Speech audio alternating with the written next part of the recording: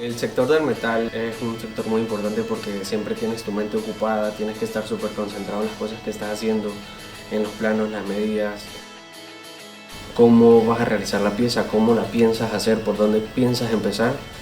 y te tienes que crear un plano mental para ver la pieza ya realizada y ir paso por paso para no saltarte alguna cosa que pueda afectar el finalizado de la pieza. És un sector que està bé perquè és una feina que és distreta, vas fent coses, com que vas muntant, és una que tu fas i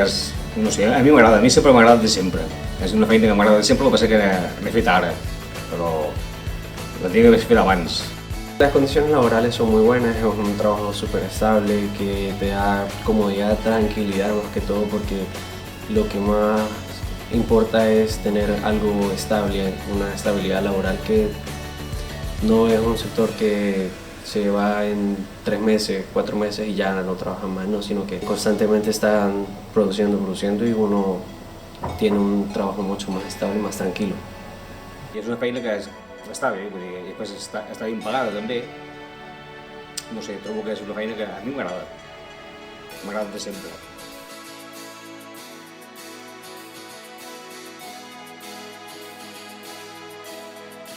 La formación para mí fue muy importante también porque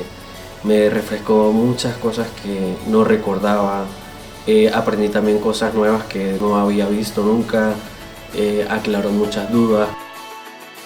Doncs el curs em va servir per poder entrar al sector del metall, per introduir-me a treballar, perquè si no potser no hagués entrat. Vull dir, va ser aquesta ajuda per poder entrar a treballar aquesta feina.